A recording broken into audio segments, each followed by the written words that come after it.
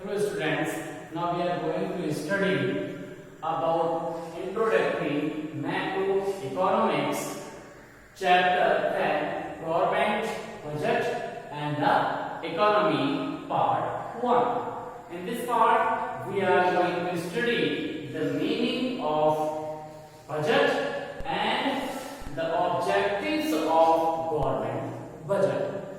तो स्टूडेंट्स हम इस चैप्टर में हम गवर्नमेंट बजट और इकोनॉमी के बारे में पढ़ेंगे, उसमें मीनिंग ऑफ गवर्नमेंट बजट और उसके ऑब्जेक्ट के बारे में हम यहाँ पर डिस्कस करेंगे।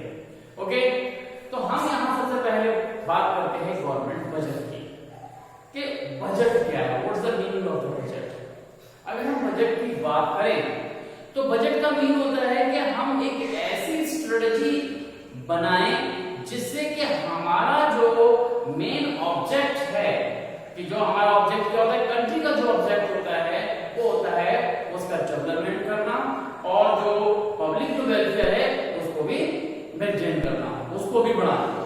तो अगर हम इसकी बात करें कि गवर्नमेंट बजट क्या है, तो गवर्नमेंट बजट का सीधा सीधा हम मीनिंग निकालते हैं कि it is a written declaration of the government in which the government show the total income of a country and the total expenditure of the country for coming year। मतलब कि इसके अंदर गवर्नमेंट अपना जो total जो income है उसको show करती है और जो टोटल उसका एक्सपेंडिचर है, मींस कि जो अपने फिस्कल ईयर में आने वाले साल में जो भी गवर्नमेंट खर्च करेगी वो कितना खर्च करेगी, इसका एक रिटन डिक्लेरेशन गवर्नमेंट यहाँ शो करती है। तो गवर्नमेंट जो ये हमारे पास क्या होता है कि जो ये पूरा फाइनेंशियल स्टेटमेंट गवर्नमेंट जो शो करती है एक साल का, जो आने वाले साल का है, वही हमारे पास गवर्नमेंट बजट होता है। ओके, तो ये सीधे सीधे हम ये कह सकते हैं कि ये फाइनेंशियल स्टेटमेंट है या रिटन डिक्लेरेशन है जिसमें कि गवर्नमेंट अपना टोटल जो एस्टिमेशन, यहाँ एस्टिमेशन इसलिए कहते हैं कि आने वाले साल के लिए वो यहाँ पर शो करती है। तो यहाँ पर इसका मीन सीधे सीधे से कह सकते हैं कि total estimation of the revenue of government and the total estimation of expenditure of the government for next coming year, तो that is the government budget. सीधी सी बात है कि गवर्नमेंट बजट बहुत मीनिंगफुल है, जो बहुत ज्यादा मायने रखता है, क्योंकि एक पर्सनल पर्सन भी अपने जो एक्सपेंडिचर है, डेली वर्क है, उसको भी वो बजट के थ्रू ही करता है। कि अगर वो बजट शो नहीं करेगा, बजट के थ्रू नहीं करेगा, तो वो अपना जो एक्सपेंडिचर है वो स्मूथली नहीं कर सकता। सिंपल सी बात है कि चाहे आप हाउस वाइफ का एक एग्जांपल ले लीजिए या किसी भी एक ऐसे पर्सन का एग्जांपल ले लीजिए कि जो एक्सपेंडिचर करता है तो वो एक प्लानिंग से करता है। जब एक पर्सन करता है तो फिर कंट्री का जो बजट है उसको भी एक बड़े प्लान के साथ ही करना होता है। तो ये जो गवर्नमेंट बजट है, इसको जब हम बात करते हैं कि ये गवर्नमेंट बजट क्यों बनता है, तो बात आ जाती है ऑब्जेक्टिव्स ऑफ गवर्नमेंट बजट। तो गवर्नमेंट बजट के जो ऑब्जेक्टिव्स है वो क्या है, उसका एम क्या है, तो समझ लीजिए कि जो इंपॉर्टेंस है गवर्नमेंट बजट की वो क्या है।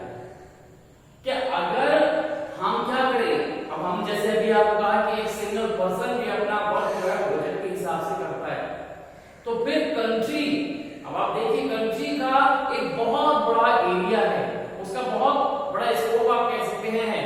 उसके अंदर क्या होता है, कंट्री के डेवलपमेंट को भी करना होता है और क्या होता है, पब्लिक जो आपके पास वेलफेयर है उसको भी मेंटेन करना होता है।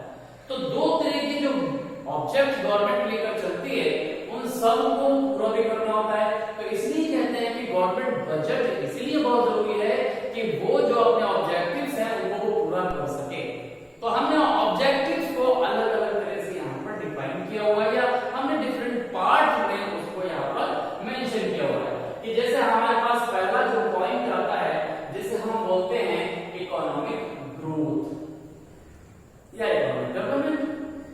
अब देखिए जो कंट्री का डेवलपमेंट है, जो उसका इकोनॉमिक ग्रोथ है, वो कंट्री के बजट पर ही डिपेंड करता है।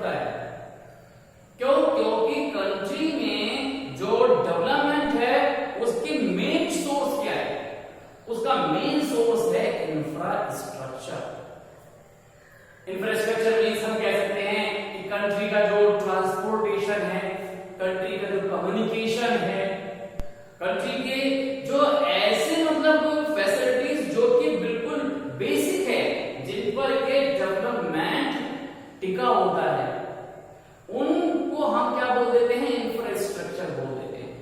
अब देखिए कंट्री में क्या होगा कि टोटल हमारे पास जो ट्रांसपोर्टेशन है उस पर कितना खर्च किया जाए, कंट्री के कम्युनिकेशन पर कितना खर्च किया जाए, उसकी एनर्जी पर कितना खर्च किया जाए, उसके एजुकेशन पर, उसके मेडिकल पर, ये सारे जो फील्ड्स हमारे पास दिखाई देते हैं वो सब उसके इंफ्रास्ट्रक्चर के फील्ड्स हैं। बेसिक हमारे पास डेवलपमेंट के सोर्सेस है। जब ये चीज डेवलप होगी तो कंट्री का डेवलपमेंट होगा। तो इकोनॉमिक ग्रोथ के अंदर इन सब मोड के अंदर हमें गवर्नमेंट को क्या करना पड़ता है कि पूरा एक बजट मेंटेन करना पड़ता है कि वो आने वाले साल में कि वो ट्रांसपोर्ट पर कितना खर्च करेगी, वो आपके कम्युनिकेशन पर कितना खर्च करेगी। तो ये जो हमारे पास सारे मोड हैं, इनको क्या करना पड़ता है? पहले से ही डिसाइड करना पड़ता है कि कितना जो हमारे पास बजट है हर एक चीज के लिए हमें रखना है। तो इस तरह से क्या होगा कि जब गवर्नमेंट बजट बनाएगी तभी इन सब चीज को वो शो कर पाएगी। अगर गवर्नमेंट ने बजट नहीं बनाया और बिना बजट के एक्सपेंडिचर किया तो नेचुरली है कि उसका जो मेन पर्पस है, जो इकोनॉमिक ग्रोथ का पर्पस है, वो पूरा नहीं हो सकता। तो हमें क्या होगा कि हम ये डिसाइड नहीं कर पाएंगे कि हम एनर्जी पर कितना खर्च करें, हम इंफ्रास्ट्रक्चर के जो मोड्स है दूसरे, जो चाहे ट्रांसपोर्ट हो चाहे वो कम्युनिकेशन हो, यहाँ पर हम कितना खर्च करेंगे। तो इन सब के लिए बजट में ही पहले से ही जो एक अमाउंट है वो फिक्स कर दी जाती है, जिससे कि वो अमाउंट उसी मोड पर यूज की जाती है और कंट्री का जो डेवलपमेंट है उसको किया जाता है, उसके ग्रोथ को किया जाता है। तो इस तरह से हम क्या कह सकते हैं कि ये बजट है, बजट के थ्रू ही हम कंट्री में जो इकोनॉमिक डेवलपमेंट है वो हम कर सकते हैं। ओके, तो ये आपको समझ में आ गया होगा कि जो पहला टॉपिक हमारे पास था जिसमें कि इकोनॉमिक ग्रोथ है। ओके, तो याद रखिए कि इस तरह से हमारे पास क्या होता है कि ये जो डेवलपमेंट का फंक्शन जो हम कहते हैं कि किस तरह से किया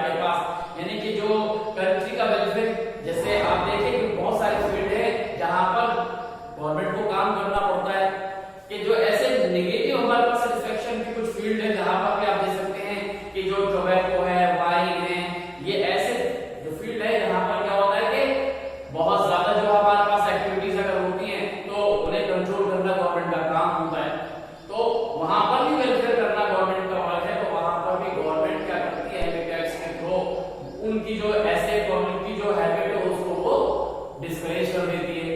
तो इसलिए हम कह सकते हैं कि कंट्री जो है बजट के थ्रू ही अपने जो कंट्री की जितने भी रिसोर्सेज है उनको डेवलप करने का काम करती है।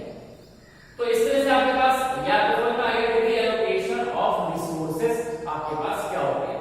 ओके, तो इस तरह से हम गवर्नमेंट बजट के थ्रू ये जो एलोकेशन है जो रिसोर्सेज है उनको हम यहाँ पर कर सकते हैं और जो भी रिसोर्सेज है उनको हम डेवलप कर सकते हैं। एक बहुत सिंपल सी बात है कि हम एक एग्जांपल भी ले सकते हैं कि छोटा सा एग्जांपल ले सकते हैं कि कंट्री की जो भी रिसोर्सेज है उनको ऑप्टिमम यूज भी करना है, गवर्नमेंट का काम है। तो वहां पर हम उसको यूज भी उसी तरह से करते हैं कि कंट्री की रिसोर्सेज में जो हमारे पास चीजें है उनको हम कैसे यूज करते हैं। अब यहां पर हमारे पास क्या आता है, अगला पॉइंट आता है redistribution of income and wealth. अब यहाँ पर ये जो पॉइंट है हमारे पास यहाँ पर समझना होगा कि जो हम डिस्ट्रीब्यूशन जो हमारे पास इनकम का है उसके हम कैसे करते हैं, गवर्नमेंट की जो हमारे पास इनकम है और जो वेल्थ है उसका हम डिस्ट्रीब्यूशन कैसे करते हैं। और ये फोकस करता है जो कंट्री के अंदर जो इनकम का जो डिस्ट्रीब्यूशन है उसकी इक्वल की तरफ ये आपको इंडिकेट करता है कि कंट्री में जो एक्टिविटीज होनी चाहिए जो गवर्नमेंट बजट को एडॉप्ट करती है उस बजट के अंदर वो ऐसे कोशिश करती है कि कंट्री में जो इनकम का लेवल है वो लगभग बराबर होना चाहिए। लोगों की जो इनकम है उसके अंदर बहुत ज्यादा इनइक्वालिटीज नहीं होनी चाहिए। अगर इनइक्वालिटीज होती हैं तो इकोनॉमिक जो डिसबैलेंस होता है उसके चांसेस ज्यादा होते हैं, अनरेस्ट ज्यादा होने के चांसेस रहते हैं। तो कंट्री में जितने भी रिसोर्सेज हैं उनको वो इस तरह से डिस्ट्रीब्यूट करती है कि इनकम का जो लोगों का जो सोर्सेज है जो इनकम है उनका लेवल बराबर बराबर हो जाए। मतलब जो भी उसके पास जो इनकम के जो लोगों के रिसोर्सेज है उनके थ्रू उसको मिलने वाले जो भी इनकम हो वो बराबर हो जाए, या जो हमारे पास जो भी कंट्री में जितने भी जो वेल्थ है उसको इस तरह से हम डिस्ट्रीब्यूट करते हैं कि जो आपके पास लोगों में एक इक्वल जो हमारे पास इनकम की फीलिंग को डेवलप करे। ओके, तो यहाँ पर क्या होता है, मेन चीज होती है कंट्री के अंदर दो तरह के आप देखिए लोग हमेशा रहते हैं, एक पुअर सेक्शन होता है और एक रिचर सेक्शन होता है। ओके, तो पुअर भी है और रिचर भी है। तो पुअर को भी हमें क्या करना होता है कि एक साथ उसको लेना होता है और रिचर को भी लेना होता है। तो कंट्री में हम क्या करते हैं कि ऐसे जो हमारे पास जो भी इनकम है उसको हम ऐसे यूज करते हैं कि जो गरीब है जो पुअर है उनकी इनकम का लेवल थोड़ा सा उठ जाए और जो हमारे पास जो रिचर सेक्शन है उसका जो इनकम है उससे हम थोड़ा सा कलेक्ट कर लें। तो सीधी सी बात है कि यहाँ पर क्या होता है, टैक्सेस और जो आपके पास सब्सिडीज हैं उनके थ्रू हम ऐसा कर सकते हैं कि कंट्री में जितने भी आपके पास क्या है सोर्सेज है उनका यूज गवर्नमेंट ने क्या किया हुआ है कि सबको करना है, जो इनकम जो है वो सबको बराबर मिलनी है। अब इसकी इनकम के लेवल को बराबर कैसे करती है, तो यहाँ पर बजट के थ्रू ही वो इस तरह के काम को करती है। जैसे मान लीजिए कि पुअर सेक्शन है उसके पास इनकम का लेवल कम है तो उसकी इनकम को क्या करना है, इंक्रीज करना है। तो वो इनडायरेक्टली उसको इंक्रीज करने के लिए वो क्या करेंगे, उनकी जो बेसिक फैसिलिटीज है उन पर वर्क करती है। तो जो पुअर्स हैं उनकी जो भी मतलब मान लीजिए जो भी बच्चे हैं उनको पढ़ाने के लिए जो एजुकेशन है उसके लिए वो प्रमोट करती है। तो जो गवर्नमेंट स्कूल है वो इस तरह की एक्टिविटीज करते हैं। ऐसे ही आप देखिए कि जो मेडिकल है कि जो पुअर हमारे पास सेक्शन है उनकी जो मेडिकल फैसिलिटीज है वो उनको मिले इसके लिए वो गवर्नमेंट हॉस्पिटल उनको ओपन करती है। ये सब बजट के थ्रू करती है जिससे कि वो ट्रीटमेंट ले सके। और जो रिचर सेक्शन है वो तो ये कर सकते हैं, वो एफोर्ड कर सकते हैं और वो यूज भी कर लेते हैं और उनके पास क्या होता है कि इनकम का सोर्स है तो वो क्या करेंगे कि ज्यादा एक्सपेंडिचर कर सकते हैं। तो ऐसे में गवर्नमेंट क्या करती है कि जो रिचर सेक्शन है उस पर हैवी टैक्स इंपोज करके उनसे टैक्स लेकर क्या करेगी, वो पुअर सेक्शन पर स्पेंड कर देती है। इस तरह से क्या होता है कि गवर्नमेंट का हमेशा ये मतलब प्रयास रहता है, उसकी ये कोशिश रहती है कि वो कंट्री में इस तरह से गवर्नमेंट जो है अपने इनकम को डिस्ट्रीब्यूट करे जिससे कंट्री में जो इनकम का लेवल है वो बराबर बराबर बना।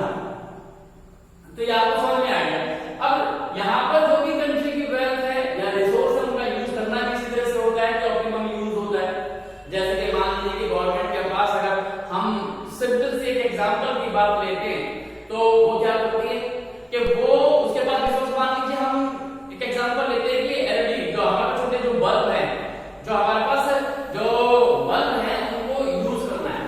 अब वो बल्ब को यूज कहां करेंगे कि वो क्या करेंगे, उसके बाद मान लीजिए कि एक ही बल्ब है और उस बल्ब का ऑप्टिमम यूज करना है, तो वो ऐसे जगह उसको यूज करेंगे कि जहां पर क्या होगा, उसे जो है ज्यादा से ज्यादा उसका यूज मिले। क्यों? तो उसे सबके लिए यूज करना है। जो कलेक्टिव जो उसके पास जो ऑब्जेक्टिव है उसको डेवलप करना है, उसके लिए वो यूज उसको करती है। तो उसमें वो क्या करेंगे कि कोई भी चौराहा होगा या ऐसी जगह जहां पर भी 4 या 5 रास्ते मिलते होंगे, उस बल्ब को वहां पर यूज करेंगे, जिससे क्या होगा कि जो लाइट का जो आपके पास देखें जो फैसिलिटीज है वो सबके लिए मिल जाए। तो इस तरह से जो बजट है उसके अंदर ये हमेशा याद रखिए कि गवर्नमेंट का ये एक ऑब्जेक्ट होता है कि वो क्या करे, कलेक्टिव एम जिसे हम बोलते हैं कि वो सबके लिए यूज करती है। तो सबकी इनकम को वो बराबर करने की कोशिश करती है, सबको बराबर बराबर फैसिलिटीज देने की कोशिश करती है।